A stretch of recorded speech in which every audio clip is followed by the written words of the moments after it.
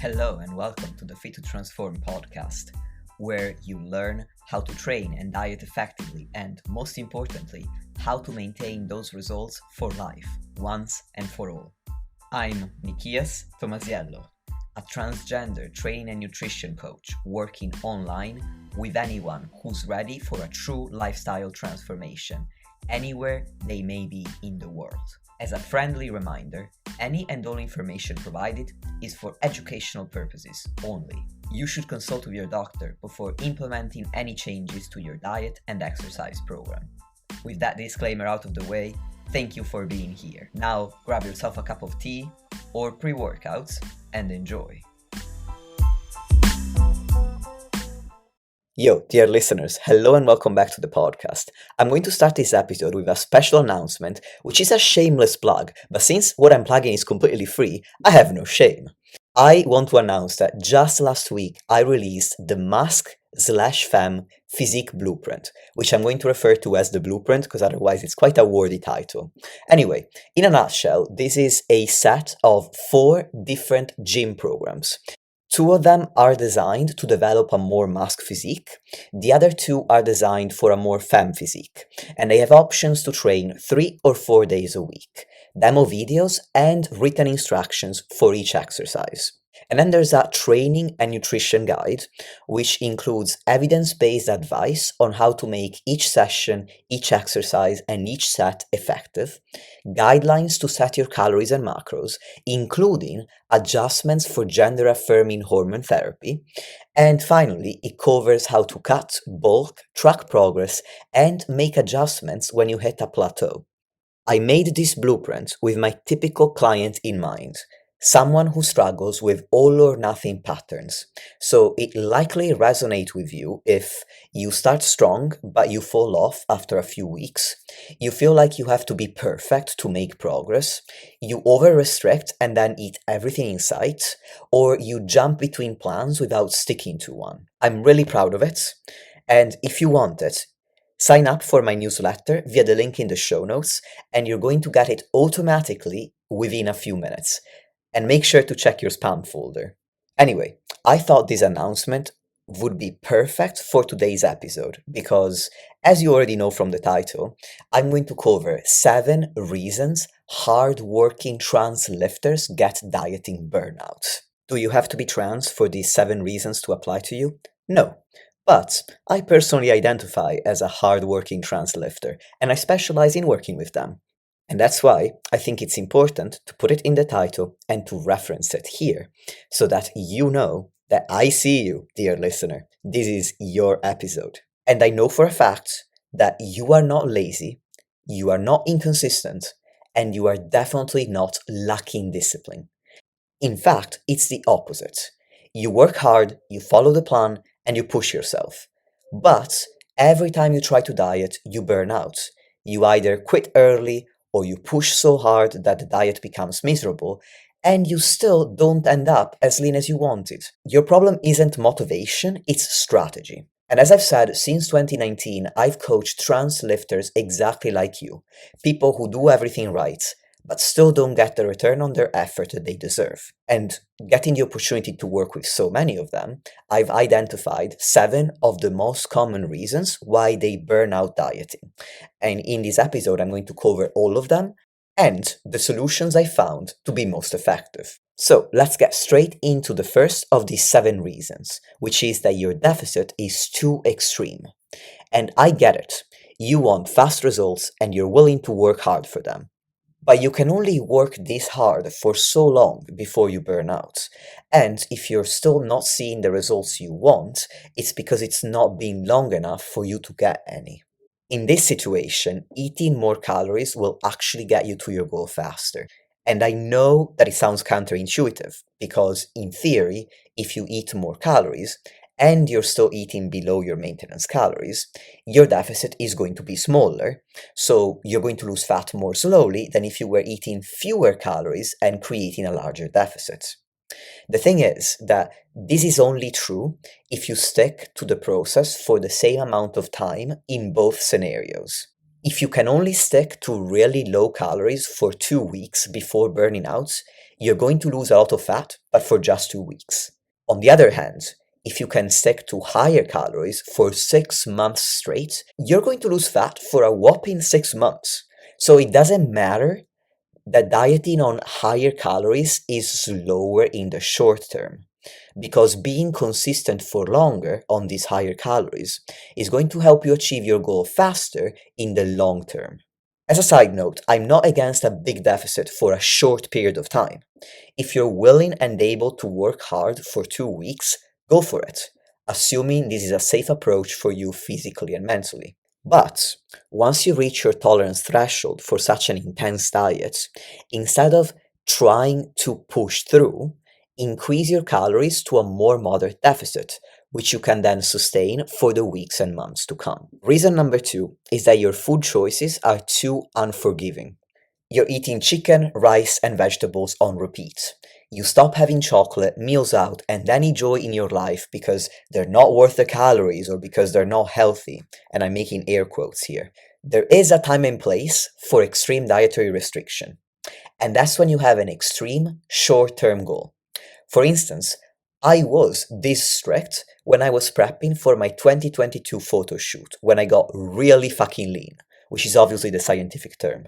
And even then, I only had to get this strict for the last 4 weeks. And if you aren't in the middle of a photo shoot or a bodybuilding contest prep, this level of dietary restriction is unnecessary and it's only going to make you resent your diet. And you're not going to last long doing something that you hate. If you want to achieve a true lifestyle change, you need to build a way of eating that you want to stick to even after fat loss. The only difference between your fat loss phase and your maintenance phase should be that at maintenance, you'll be eating an extra 250 to 500 calories. That's it. If you live your life at maintenance and you try to live like a recluse in a deficit, that's why you're not sticking to the deficit. And don't get me wrong, sometimes, even during a lifestyle cut, your calories can get low enough that you will not want anything other than chicken, rice, and vegetables. For instance, if you're dieting on 1500 calories or less, you may choose to allocate the majority or even all of these calories to highly nutritious, low-calorie, high-volume food for 2 reasons. 1, to manage hunger, and 2, to ensure that you cover as many of your nutritional bases as is realistic on lower calories. And that's a fine choice to make. It's my personal preference too when I'm in a fat loss phase. But that's a fine choice to make as long as you know that you could have something else. Choosing to eat chicken and vegetables is very different from feeling like you have to. If you're choosing, you feel empowered. If you have to, you feel restricted. And empowerment will keep you consistent, but restriction won't. Reason number 3 why you may be burning out on dieting is that you train a lot, but in ineffective ways, because your mantra is more is better. And I'm going to give you 3 examples. Exhibit A, you plan to train 5 days a week, but you only have time for 4, so you keep missing sessions. Exhibit B, you program 15 exercises per session, which take 2 hours, and they take so much energy that you're not training anywhere close to failure, and that's why you're not building much muscle. Volume, meaning how many sets you do, is important, but volume without intensity of effort means that you're just warming up for a long time. Finally, Exhibit C, you're doing a lot of cardio to help with fat loss, but it's also too much relative to how busy you are, so you keep skipping it, so you're not actually doing a lot of cardio, you're just telling yourself that you are.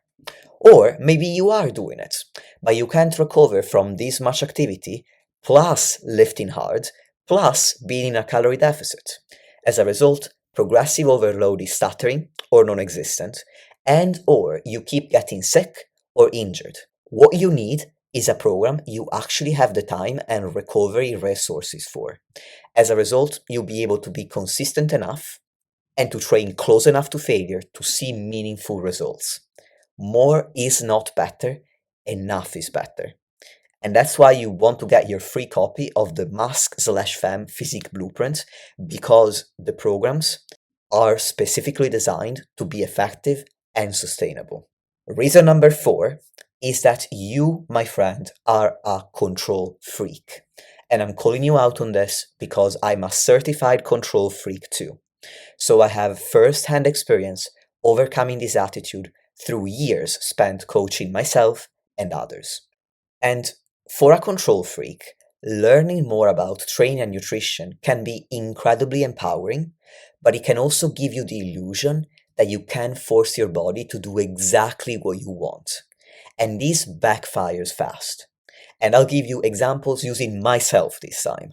Years ago, I would get frustrated if I wasn't losing exactly half a pound every single week because I calculated the precise deficit I needed to achieve this specific quantity.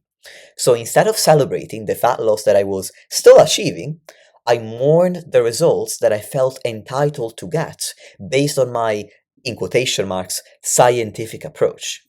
Now, we know a fair amount about training and nutrition, but there's also a lot that we still don't know. In addition to that, the body isn't as simple as a mathematical equation, although dealing in calories and macros may give you this illusion. And yes, calories and macros do affect your physique in the long term, but there are many other factors that are also influencing it on a day-to-day or weekly basis. And if you convince yourself that you can control everything, you're also going to worry about everything, including the things that do not matter, like whether you're 2 pounds up or down from Monday to Tuesday. You have this superpower. You are a hard worker, but this superpower is not limitless. You also have time and energy constraints. A job, a family, other hobbies and interests outside of fitness, or at least I hope, and so on.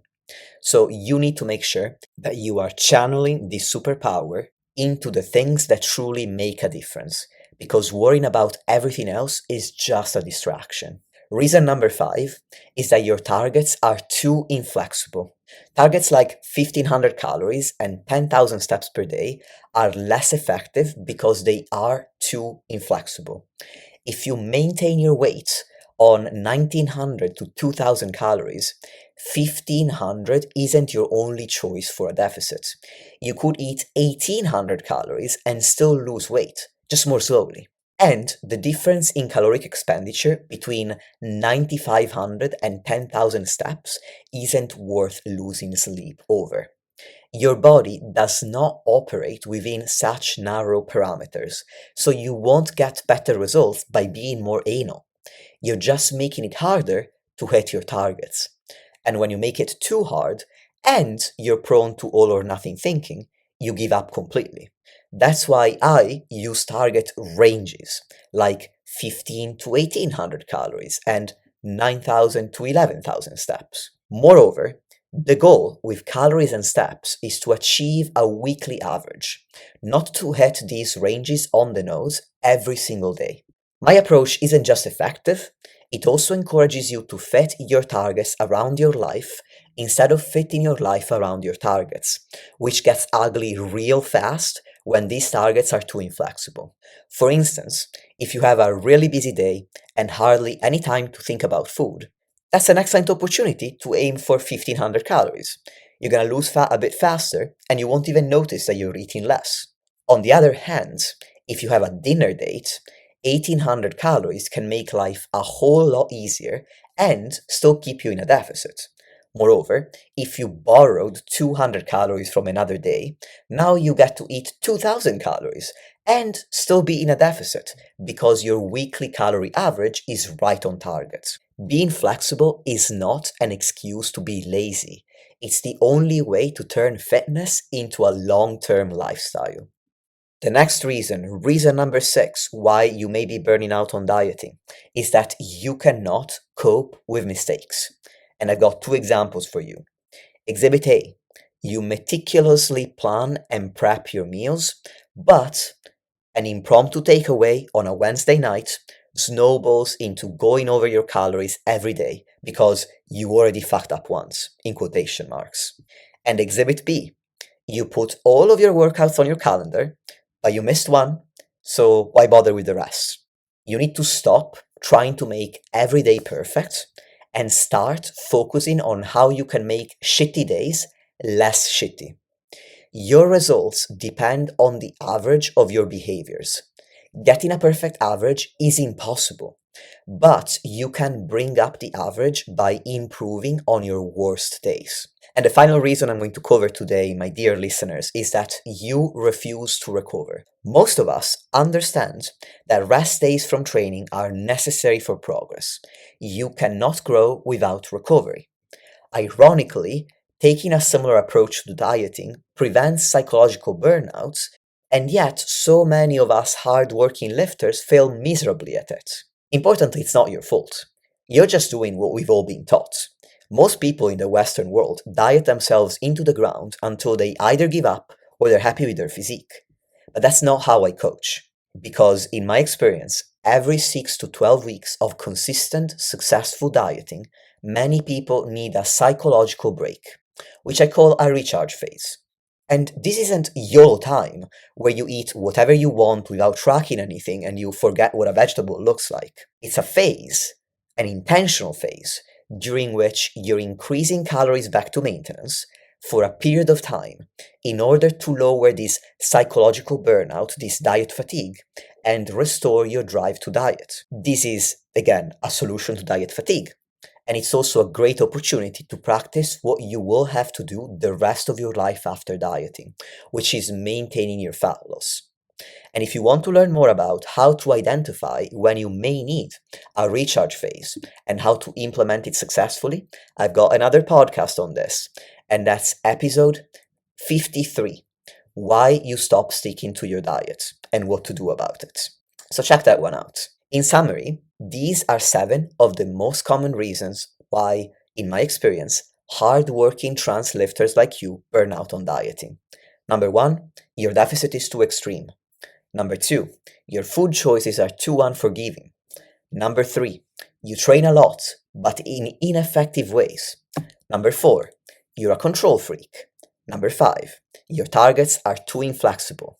Number 6, you cannot cope with mistakes. And number 7, you refuse to recover. And that's a wrap for today's episode. And if you want my support and guidance in making a change not only to your physique and lifestyle, but to this mindset that you have, get in touch for one-on-one online coaching. Fill out the application form in the show notes, and I will be delighted to get back to you ASAP. I usually answer on the same day, so that we can set up your free consultation and talk about how I can help you. For now, thank you very much for listening, and I'll talk to you soon.